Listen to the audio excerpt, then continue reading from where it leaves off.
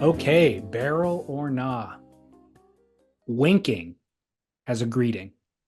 Such a barrel. Talk about this. See, okay, this ties the show up with a nice, neat bow. You know who can't wink as a greeting? Kelly. Not Seth Rogen can wink as a greeting, but Joe Rogan can't. Shane Dorian can't either. They would look like creeps. If you're a dignified man aging well, then a little wink is nice. Like if you got a wink from Paul Newman, I would feel like $1,000,000. It wouldn't be creepy. It wouldn't be lecherous. If Joe Rogan winked at you, it would be straight lecherous. Yeah, see, I'm kind of buying into what you're saying because initially my buddy pitched it to me as winking at a male, like I think he said winking at a male friend, like two males winking at each other, basically. And I was like, that's a nah barrel, of course. And then I thought, well, even if a male winks at a female, that is lecherous too. That's also a nah. So I was going all the way nah. But you're right. Certain males could probably get away with this. That's a dignified man. You could age in. Like you can't do it as a younger man.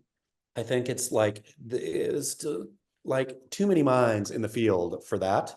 But once you get, I'm gonna say 50 on, if you are a dapper gent and you give a good nature wink to either your male friend or a female that's not lascivious, like you just have a good day. Think like you have to practice it, I would think. It'd have to be natural. It couldn't be like a yeah, things that I, look awkward. I'm going to work on it. I kind of Yeah. like the idea of making the wink my own. Like, You totally because it can. really communicates a ton. If you wink at somebody, they have questions. Yeah, completely. I mean, it can mean a lot but in everything, like it's either, hey, I know that you know that we're in on this little thing together, Right. right? It could mean like, I have a secret that you don't know. I mean, it can mean a lot of different things. It could mean, Each one of them is intriguing. yeah, all of it is. It's Yeah. they are now engaged in some sort of nonverbal communication and they have a bunch of questions. And they're just like, does he like the shirt that I'm wearing? Yeah. Does he know me from somewhere? Do we know each other? Like, what's going on here? That's what I'm saying. But unless you are an HGH dude, if you're Kelly and wink at somebody, then you think, oh man, this HGH dude is just leching on me. Like If that's you're the if only you're thing. if your head is larger than it was 5 years ago. Um, so have you, I'm now curious, role reversal. What if a woman winked at you?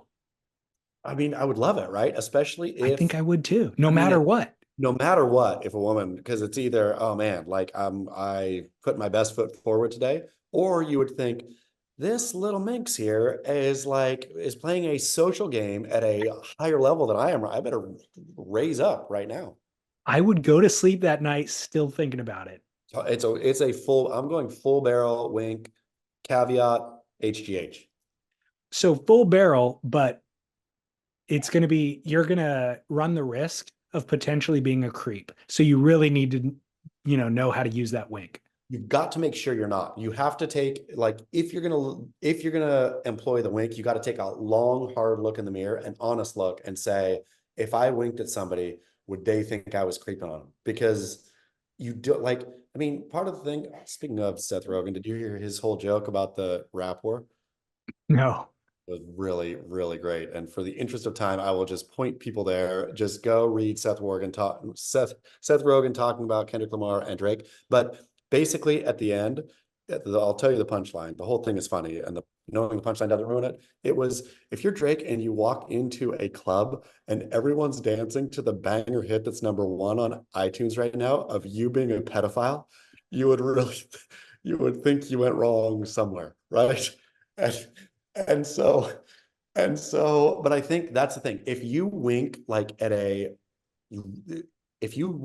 15-year-old girl, say, and they think anything at all other than like this old guy's got like personality on him or something like that, then maybe work on it still, right? You can never let your wink get out of control.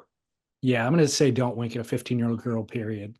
I mean, that's the thing. I mean, that's probably, which is, yeah, Drake probably shouldn't have texted Millie Bobby Brown, period, also. So yeah, that one's maybe an outlier. But if your wink has a 10% possibility of being perceived as lechy, let Yeah. it go. Yeah. Yeah. I'm really behind on that beef. I had no idea that he was a pedophile or that he Oh, texted really? Millie Bobby Brown. What did the text say? Oh man, I mean, it's the best, and it's kind of cold now, but the rat that was I was on that thing like I mean, it was Shakespearean at its height, right? Like the lyrics back, there's so many double entendres and depth. It's like Shakespeare levels of writing. I mean, as a writer, I was fascinated, purely as a writer, I was Yeah. fascinated in the beat. But yeah, Drake texted Millie Bobby Brown at some point when she was like 13, I think, and or DM'd her, which is worse, right? And DM'd her like, and then Millie Bobby Brown was on like the red carpet. It's when at like 15 or something. It's Drake, we're great. I love him. He's such a role model. We're such good friends. We text all the time. We tell each other we love each other. Thinking it's a friggin' 40-year-old man and a Wow. 13 to 15-year-old girl. That's like there's no way that plays. There's zero way that plays well of like cool. Like, oh yeah, he's just a nice guy to a 13-year-old girl. It's like, nope. Wow. Yeah. I knew that beef was happening, but I did not pay attention to It's worth what going was back. being said. It's worth going all the way back through, reading everything, listening to all the songs all the way through. It's not time wasted.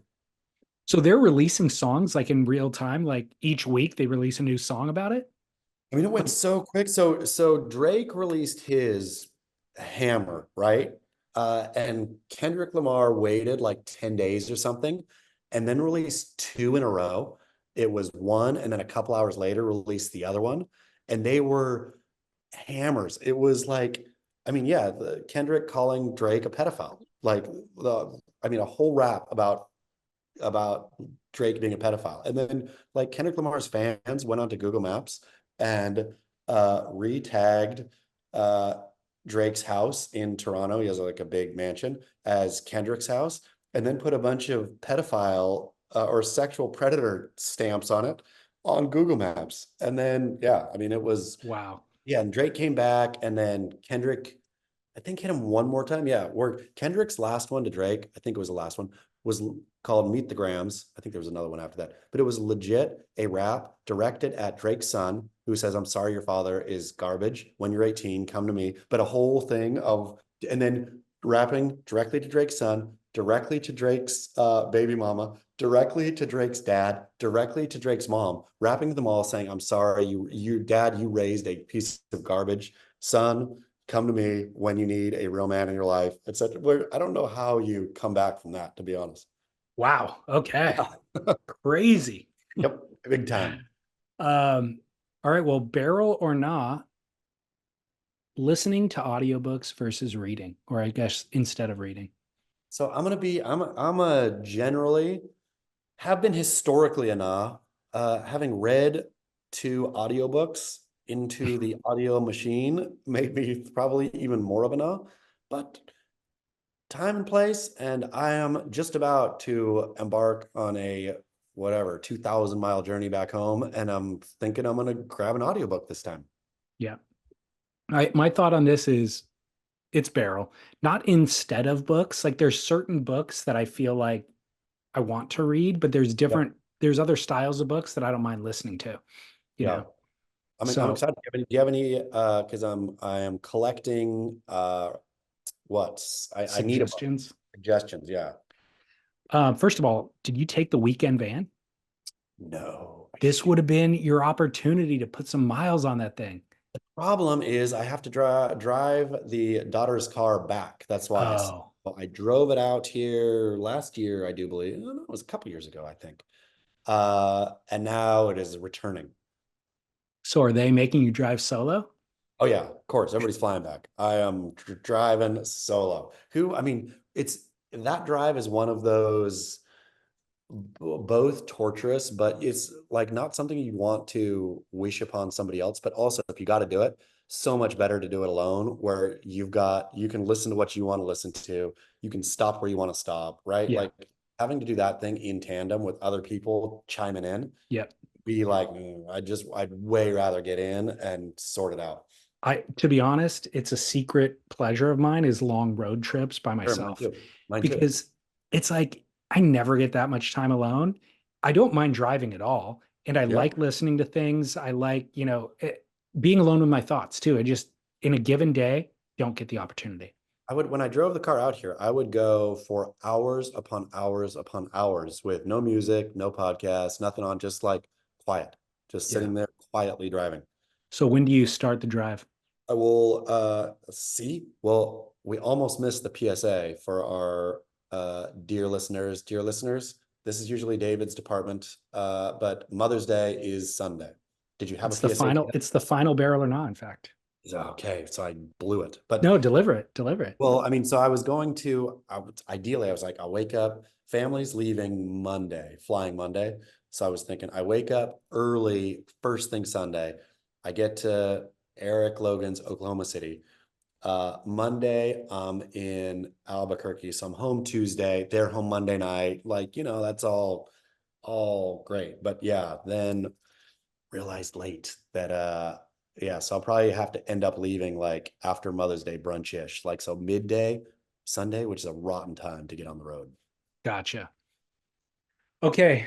That leads us to the final barrel or not. I'm going to keep it vague. I was going to ask you a specific, like, you know, gifting related question, whether it be like gifting your wife a gift with no monetary value, making something for her, something about gifting for your mom instead of your wife. But I don't know. Let's just go vague, general gifting advice. What are you giving to your wife this year? What do you give to your mom? What are your thoughts? Mom, usually I send flowers to mom. And this year I just got so behind the gun that I will not, but I think I'll write her an email. Bad advice. Whatever Chaz says, do the opposite. Handwritten card is the bare minimum, dude. Okay. Thank you for that. This is why I look forward to these shows before important holidays for our significant others, because you help me. So yes, I will get my mother a card, uh, and write it, and then mail it from my Take a photo of it and email it to her. yeah. And then I was gonna do some writing for the wife too this year. I got her I've gotten good gifts in the past. I feel strong about my Mother's Day gifting, but this year with being in Ash, it got thrown off, and so but I have something in my head that I've been meaning to write Okay. to her, and so that's a real thoughtful piece of writing. Well, you can read it to us next week as a Great, follow-up to this. great. That was my original barrel or not was going to be more around that. Like, is it barrel or not a gift your wife something with zero monetary value? Because my thought is leaning that yes, it is, and that in fact, gifting her something of monetary value is actually Easier. no, it's worse. It's way worse. It's like Yeah. a gift is new, or let's say no gift is neutral. A non-monetary value gift is actually a good contribution. Giving her something that's worth money is actually below neutral to me, where it's like, I didn't really put any thought into this. I needed somebody else to really do this for me. So I put some money into something and I'm giving you something. I feel okay giving gifts at birthdays, Christmas, but for Mother's Day specifically, I feel like it needs to be handmade. I mean, yeah, you usually, I mean, yeah, I don't know. I'm all about, I don't like if the gift is thoughtless, uh, either purchase or homemade. If it was like a slapdash thing that you heard, you sat down and you wrote like a funny poem or something, right?